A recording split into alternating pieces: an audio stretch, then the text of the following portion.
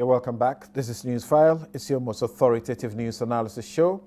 And as always, here on Newsfile, we put Ghana first. And I want to say thank you to Yoni Kolendi, to Dr. Richmond Echuahine, Joe Jackson of Dalex Finance, and of course, Bright is still here for spending time with us for the first hour. And now we'll do, I said for the first hour, for the first segment, we'll now do the next issues that we're going to look at, primarily the matter of the GFA, and now having gone to Zurich and returned with different news. Initially, we had been told and heard that there was a threat to our, is it a sovereignty, and that we're not going to compromise our sovereignty. Let's see if there was any compromise of sovereignty in the end. My next guest, Shamima Muslim Al-Hassan, convener of the Alliance for Women in Media Africa and Youth Development Advocates. Thank you for joining us. Thank you for having me. Right. She used to do this job a lot. Yes. Decided to check out. I don't know why. I'll come back. You come back? You'll be surprised. Okay, we have heard that, but it's been long. All right.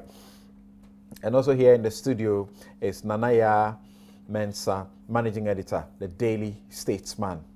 Thanks for joining us. Pleasure to be here. Great. Also in the studio is Randy Abe, host, Good Morning Ghana, Metro Television. Thank you for joining us, Randy. Thanks Great. For having us. Okay, so you can talk, football and talk about it comprehensively and with all the expertise in this country without Randy. So he's here to help us to analyze that as well. So Annan's investigations, led to a number of decisions, and primarily was that the government had taken steps to dissolve the GFA and had gone to court, secured an injunction against all officers of the GFA from acting in any capacity as members of the Football Association.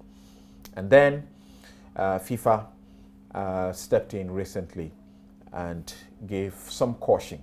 The government went to sit down with FIFA, and the result is that we will go to court, back to court, and withdraw the suits in court and stop the court process and pursue some other ways of resolving the problems.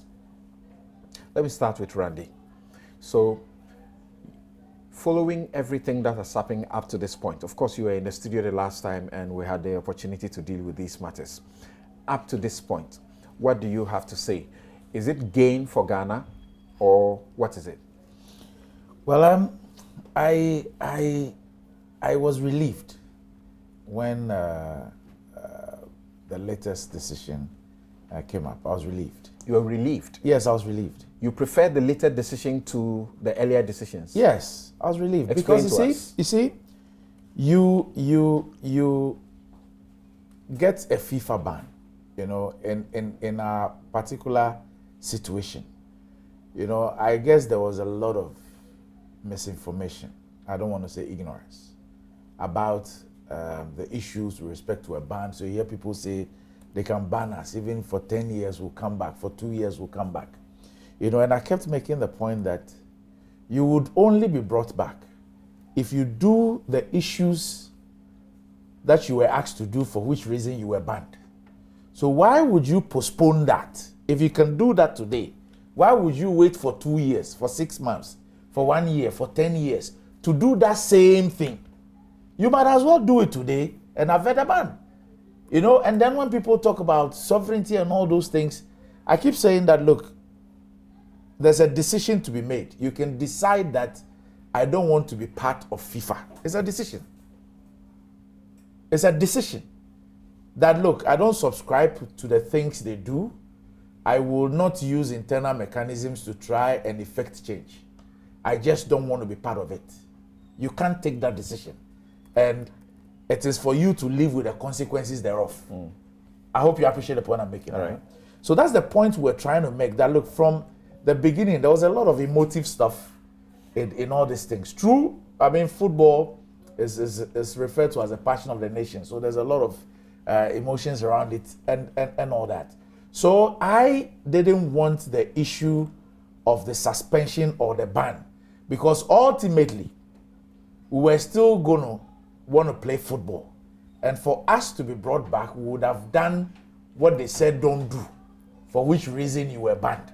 So if we could take steps to ensure that the suspension or the ban will not happen, the better.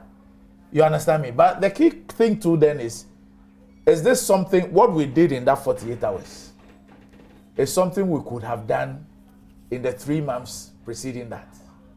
You get the point I'm making? And you recall on this show, a similar thing and the discussions. I mean, I don't want to recall, because I keep telling people that I don't like I told you so moments.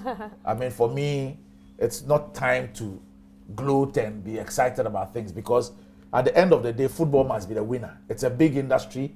There are a lot of things at stake. We all agree that there's a lot of cleaning up and restructuring and reformation and streamlining. There are a lot of things that have gone wrong that we need to try and put back on track. Where we have differed has been the path, to achieve that. And I'm happy that at least we've all now come to a certain, if you can take the arrangement point by point and help us appreciate what exactly we have gotten ourselves into as per what has been agreed with FIFA. Yeah. Yes. If you can take us. Yes. If you take the points 1 to 5, for me, they're really routine. I mean, we'll do a task force. The issue about Africa, just ignore that. I mean, let's focus on Ghana. Do a task force. We will exchange information. The security agencies of Ghana will do their work. I mean, FIFA will also do what they have to do. I mean, these are not new things, because if you look at what has been happening, based on the announced number 12, CAF and FIFA have been taking decisions on those they have jurisdiction over. So, for example, Mr. Nyantechi is a member of the FIFA Council. So they have jurisdiction over him as a person. A complaint was filed. They triggered their processes. They have acted, and they continue to act.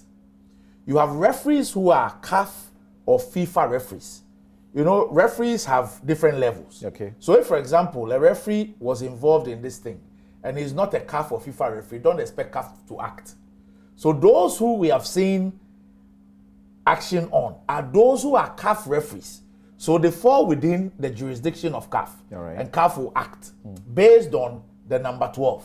I hope you understand what I'm saying. Okay. And that is why in all the correspondence, FIFA at no point in time has had an issue with the investigations being conducted by the police service, even with the GFA being designated a crime scene. They have not. In all their correspondence, all what they have said was that they are convinced that the processes for dissolution amounts to interference in the work of the GFA. But they have never ever said that you cannot investigate people. The police cannot do their work. You cannot even declare the headquarters of the GFA as a crime scene. The problem has been going beyond the individuals and wanting to take on the corporate entity, and to position it in such a way that the business of football does not go ahead. All what FIFA is concerned about is for football to go on. Right. If there are people who have done wrong, deal with them. Okay. How is the GFA going to exist now? In what form is it going to exist in the presence of the Normalization Committee? Because the agreement number 4 is that FIFA, upon consultation with the government of Ghana and CAF, shall establish a normalization committee to replace the executive committee of the Ghana Football Association. FIFA, in consultation with the government of Ghana and the CAF, shall appoint persons with integrity and competence to constitute the membership of the normalization committee. Satisfied with the above measures, the government of Ghana shall take steps to discontinue the process for the winding up of the Ghana Football Association. So, Ghana Football Association will no longer be wound up. But is it the association that will be working or a normalization committee that will be working? Which is okay. Which? Now, we need to appreciate the structure of the FA. If you come to the FA, you have what you call a Congress, which is like the AGM. So that's the highest decision-making body. Right. And then you have the executive committee, where you have 22 elected persons, plus the president, from different constituencies. So there are people representing Premier League, Division 1 League, the regional football associations, then we have the constituent bodies.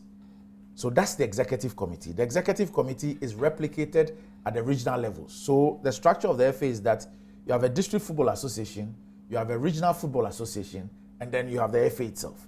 All of them have executive committees. Right. Now, the executive committees are what you might want to call the board of directors.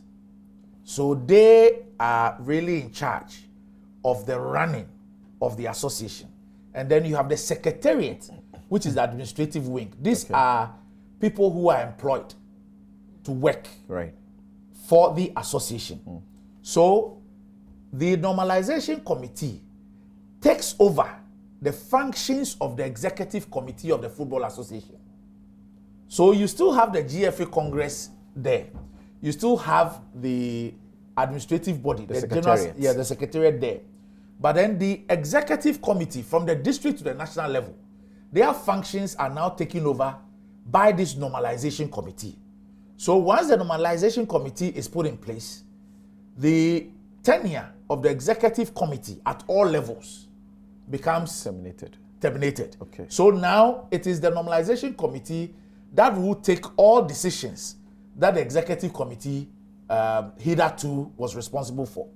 Now, because this is a temporal measure, you now have a specific mandate. So there will be terms of reference for this particular group, what they're expected to do. So basically, they're expected to bring football back to normalcy. All right. They're expected to look at all the rules and the regulations and the structures to ensure that they conform to what FIFA prescribes for us. You know, they're supposed to look at that. Right. In some cases, they will even audit the accounts and projects of the FA and all that. And then, most importantly, they would prepare the FA for elections because it's a temporary measure. Right. So they would first of all look at the Congress of the FA. Is it fit for purpose, the structure and the composition? Is it fit for purpose? If it is not, and it needs tweaking or some realignment is done. But eventually, they would usher us into elections. And then when people are duly elected to run the affairs of the FA, their work is done. Okay. So when the normalization is announced, it will come with a specific terms of reference and the period for their mandate. There are times when they've had to request for extension of time, and then they would have to convince FIFA and CAF that you gave us this period, but we're unable to do it. I'll get to the next, but I'll return to you to, figure for us what time are we estimating that all of these will crystallize into having our FA back in full and functioning and football back on the track. Yes, somebody told me a while ago that the FIFA decision was relieving and that it relieved us from a major international embarrassment. What do you say?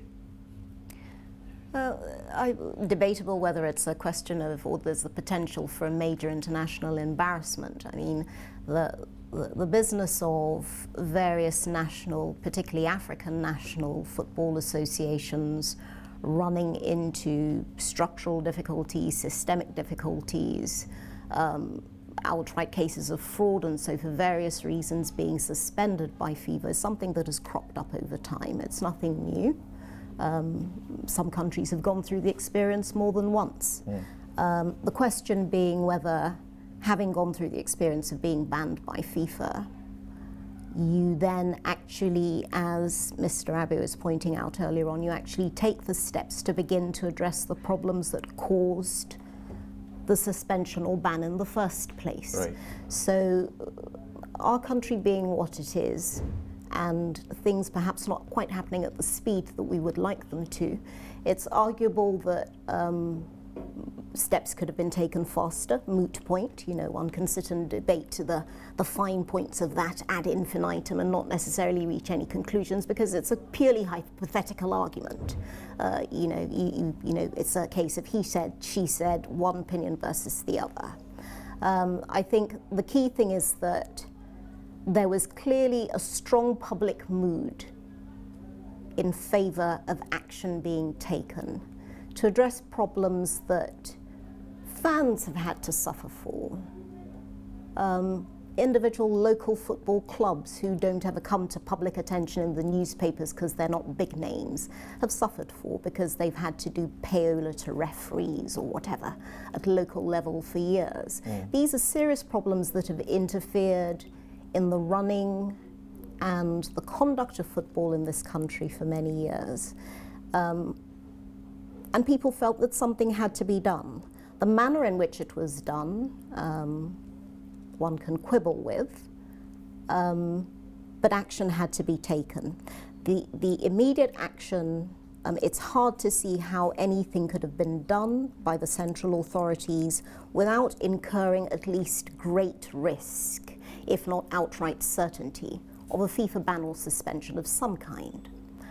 Having taken the action, I think the government, or at least the Ministry of Finance, the Ministry of Youth and Sports, has actually been very diplomatic in its response, and so has the Attorney General's Department, by repeatedly reiterating that it's an ongoing process of negotiation and discussion, and therefore whenever FIFA has come out with a response to individual problems that have arisen in this process, that the country is open to discussion and wants to work hand in hand with FIFA in finding a solution. As long as that is maintained, I don't see that there's really a question of us having egg on our faces. I mean, one has to show oneself willing. What do you say to criticism that suggests that what we had attempted to do as a nation didn't appear to have a future prospect? There was, as if there was no planning, it was just destroy this, end of story. But that it is rather this that appears to have given a roadmap, clearly giving us an opportunity to rebuild. Well, to be honest, I'm not sure that in the initial instance, when the initial crisis occurred after the airing of number 12, that there was a game plan. I think any government would have found itself in a crisis management situation. You don't necessarily have a clear idea of what steps you're going to take. It's exceptional. It's a first-time experience for Ghana, and there's a certain amount of, making it up as one goes along.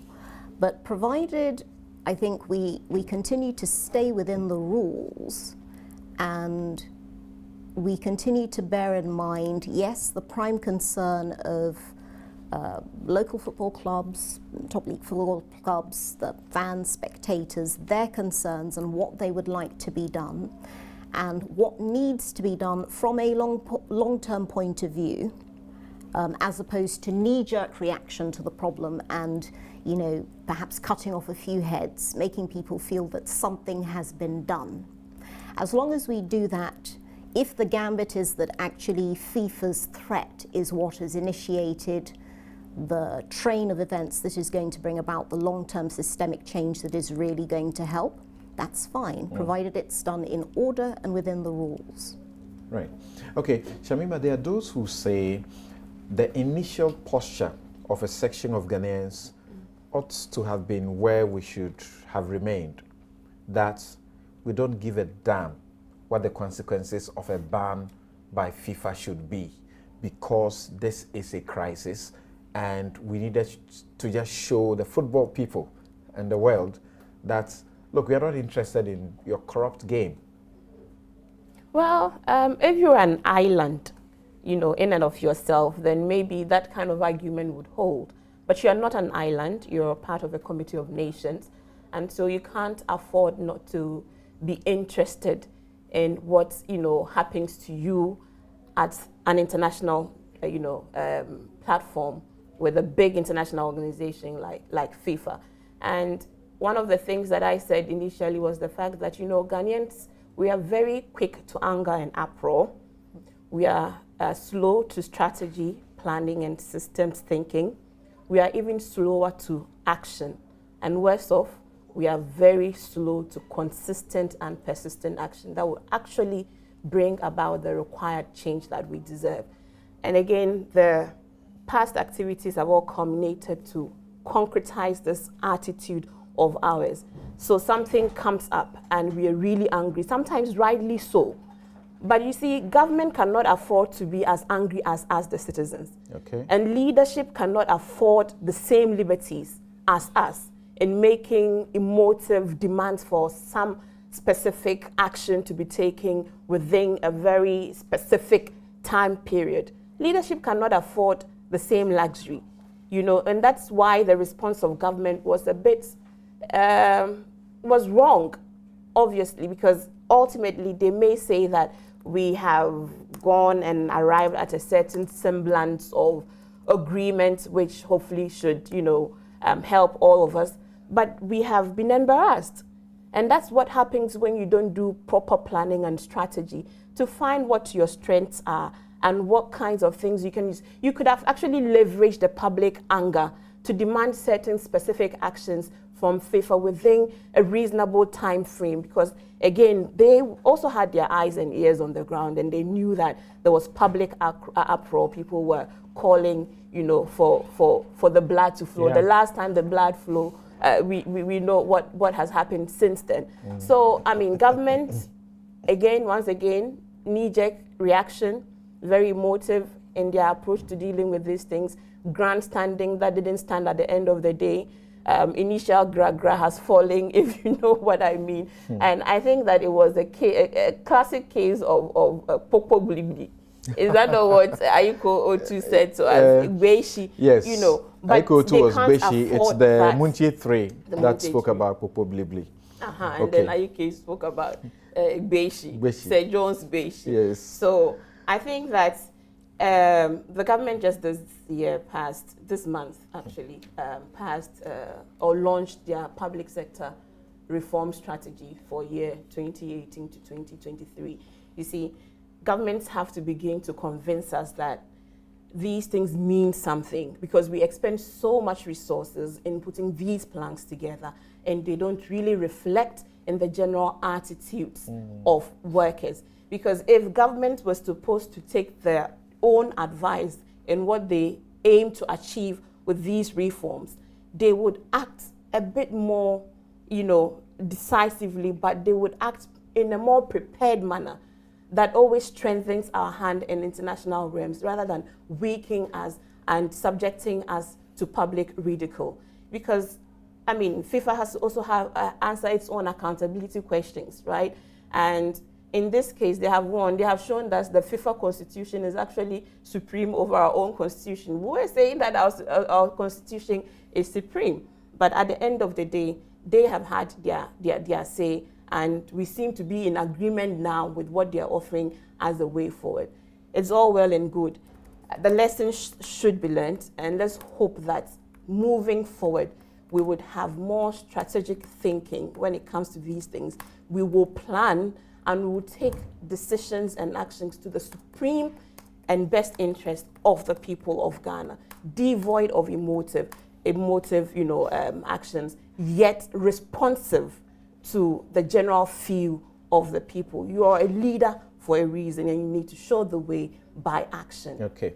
Now, Bright, and we are exploiting him because he's downtown. He's come down to town, and we decided to, you know, get him here and to get as much as we can get out of him. So, people have, and we have all followed you in the way you analyze a lot of things. So people are wondering, Bright on football, okay, what's he going to talk about? So, from what you have read, Turns out I have good views as well. okay. From what you have followed so far, does it sound to you that in following FIFA's roadmap, we will actually not address the issues? Because we are committing to eradicating corruption in football. We are committing to setting up a disciplinary process that will ensure that the right things will be done. It does appear, some suggest, the first two will not feature importantly. What will take place is a normalization committee to ensure we have an FA back, and then we are back to the game. So I'll start off by disagreeing with Anaya's very eloquent viewpoint around this having been a crisis management situation and government therefore not likely to have been able to foresee the likely effects to the end. As far as I see it, everything was very clear. There was nothing very complicated either about the situation at hand or about the steps they were taking and the likely consequences. One, when the government went over to the High Court and the Attorney General, subject to the Body's Corporate Liquidation Act, filed for the interim order for the liquidation. Right. It was quite clear to the government, even at that point, that they will have to at some point go back to the court for termination of proceedings. Right. Just filing the liquidation doesn't immediately translate to termination of proceedings. That's right. So they hadn't dissolved the GFA. They knew that. Yeah. So somebody must have had a plan about how you're actually going to go back and indicate that we've done our review and everything else, and there's the actual termination, and then move forward on. They also knew that once they dissolved the GFA, there's no National Membership Association, and FIFA is a confederation of national members associations. I mean, well, it's a Swiss NGO, right, but all the affiliates are national members associations. So once you've dissolved it, then obviously you couldn't expect FIFA not to ban you because the ban is inconsequential. You don't have a members association anyway. Right. So they went ahead wanting to dissolve the GFA, and it was the hope then that they would form another GFA, or that the GFA regional football associations and district football associations. I understand there's also investees and there's a representative from the investees and the security services. Was that I understand that these same people would then go to some kind of Congress supervised by the government and then recreate the GFA? I mean, this is not something that you need to have a PhD in football administration to understand. There was no path. Well, if the goal was that... In their opposition or defense in court, yes, the papers they are filed in court, they clearly indicated that the government could not be taking the steps it was taking because these associations that come together to make up the FA, they, as a corporate entity, had not done anything wrong. So if there were individual members in the FA who had been found to do something wrong, so here you was target the real them dilemma. and punish them. Here was the real dilemma. Right. If you go to the High Court and ask for a liquidation order, the section under which we went, it's very clear that you have to prove that the company was acting illegally. Right.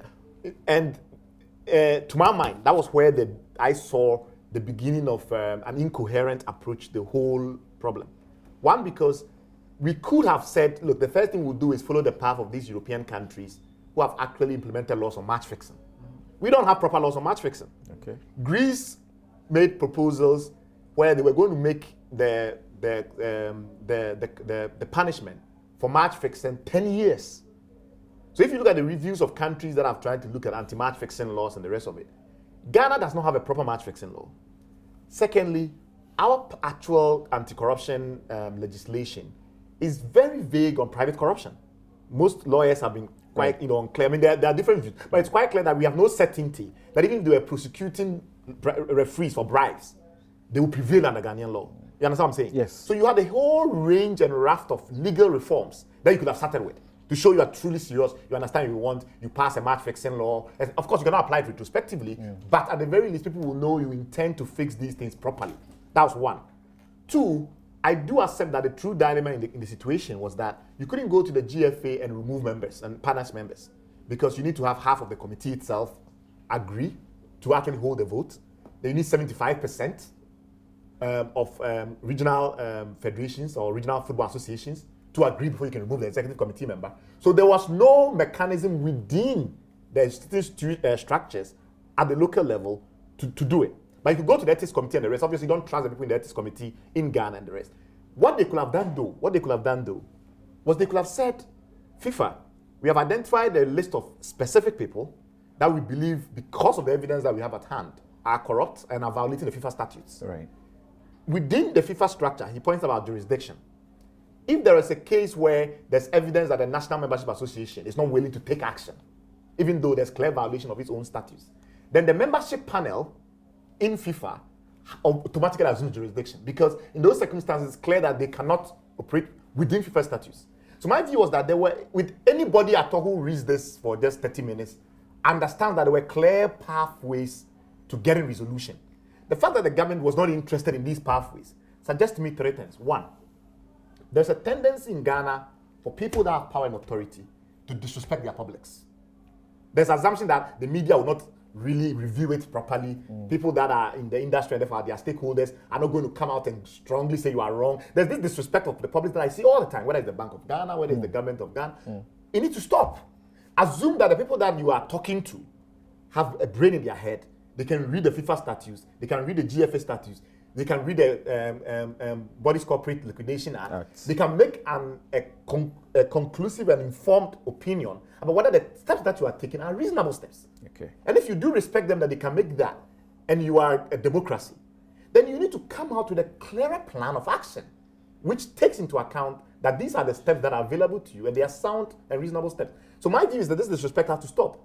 You go in and you start to do liquidation. It's not clear to you how you terminate proceedings. It's not clear after that you've done the liquidation how you reset up another GFA and apply for membership with FIFA. It has to be approved by Congress. Okay. I mean, the council can do an interim approval, but it has to be ratified by Congress. Congress happens once a year, if I'm right. FIFA Congress happens once a year. Yes. So it means, therefore, that you are hoping that you get the votes at Congress in order to be reintroduced if you create a new GFA. So what is the plan? Okay. I don't get it. Okay. Interesting. We have a final break to take.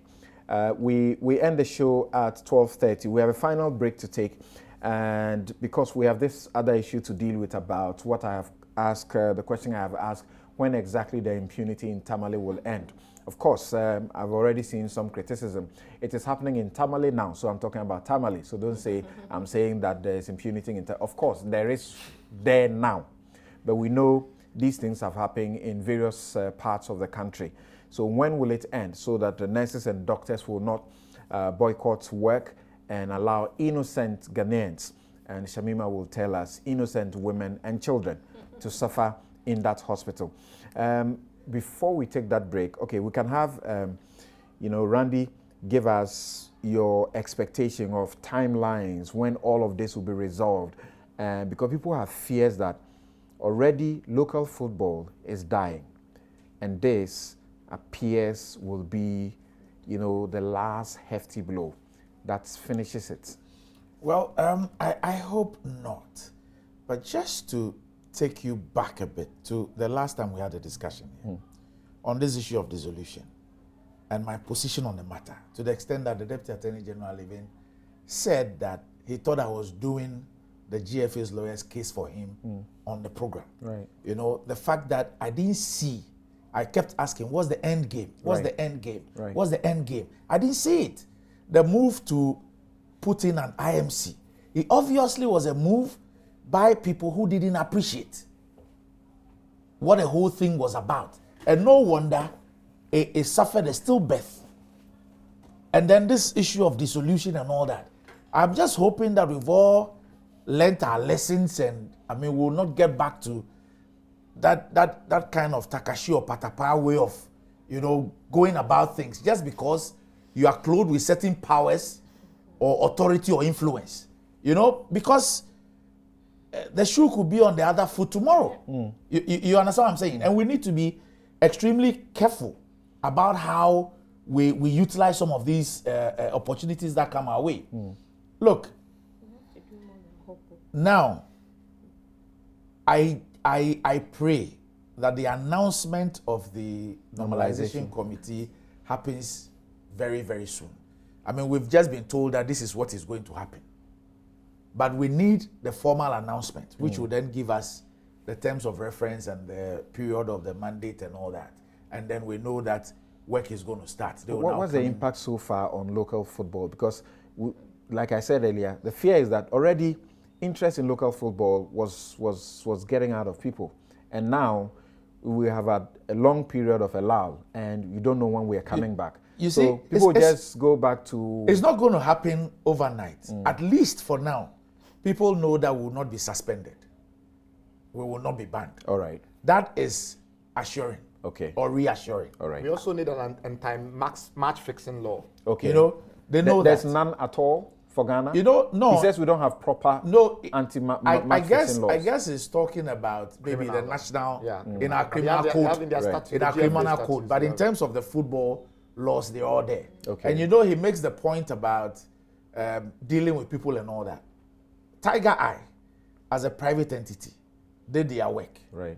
They petitioned relevant Various institutions entities. with the evidence that they have. That is It is based on that evidence that FIFA and CAF have acted and are acting. Right. If, for example, the government of Ghana also has evidence against people involved in football, it can choose that it will apply the criminal procedure route in Ghana. And that's are submitted to them. So Yes. submitted to Attorney General, to IOCO, Special Prosecutor. Is it? I'm even saying that the other things that government believes has occurred, for which reason the liquidation must happen, Okay. they obviously must have been done by individuals. Okay. So you have two clear pathways. All But right. from a criminal law perspective, can they prosecute referees for taking bribes? What are you going to prosecute them for? You asked a very important question there when you spoke about Ghanaian law, criminal law, and the manner in which, without the as it were, public officer connection, there's a difficulty in prosecution, and you're right about that. So let's see how it goes. Now, we'll take a break here, but before we do, there's a statement issued from the press, by the president, and announced by the information minister. The president, Akufo-Addo, mourns with Kofi Annan. The government and people of Ghana, First Lady Rebecca, and I are deeply saddened by the news of the death in Switzerland of one of our greatest compatriots, Mr. Kofi Annan. I extend on behalf of the entire Ghanaian nation our sincere, heartfelt condolences to his beloved widow, Nane Maria, and to his devoted children, Ama, Kojo, and Nina, on this great loss. I am, however, comforted by the information after speaking to Maria that he died peacefully in his sleep. Consummate international diplomat and highly respected former Secretary General of the United Nations, Mr. Kofi Annan, was the first from sub-Saharan Africa to occupy this exalted position. He brought considerable renown to our country by this position, and through his conduct and comportment in the global arena, he was an ardent believer in the capacity of the Ghanaian to chart his or her own course onto the path of progress and prosperity. Undoubtedly, he excelled in the various undertakings of his life, leaving in his trail most pleasant memories. His was a life well lived. I have directed that in his honor, Ghana's national flag will fly at half-mast across the country and in all of Ghana's diplomatic missions across the world from Monday, the 20th of August, 2018, for 1 week. Rest in perfect peace. Kofi, you have earned it. God bless you. And this is signed by the President, His Excellency Nana Addo Dankwa Akufo-Addo, President of the Republic of Ghana. Thank you very much. And brought to our attention by the Information Minister Designate, Kojo Opong Nkrumah. So we'll be back for our last lap. We'll be right back.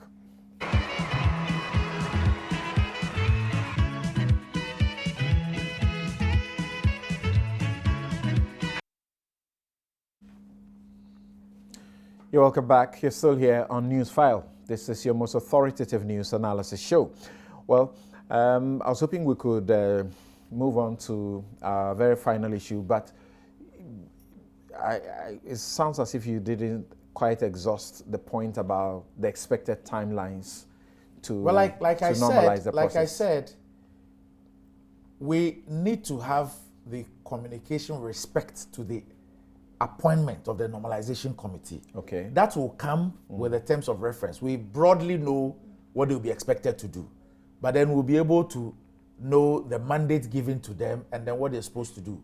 One of the first things they probably would think about is because the major leagues were midway, they would have to take a decision on whether we can continue the leagues, or we would have to then, call it off and think of something else. And then they come to look at the bigger issues of looking at the structure, the systems we have, the regulations we have, the statutes that we have, whether they're properly aligned and whether things must not be done about it. At this point, all stakeholders must be thinking of putting together everybody keeps talking about reform. So this is the time for everybody.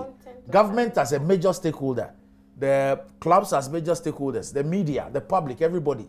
This is the time that people who have studied the system, whether today or over the last 13 years, and have issues with it, this is the time to put your thoughts together on what you think we ought to do to reform the system. Mind you, everything you do must be in tandem with the statutes or articles of FIFA.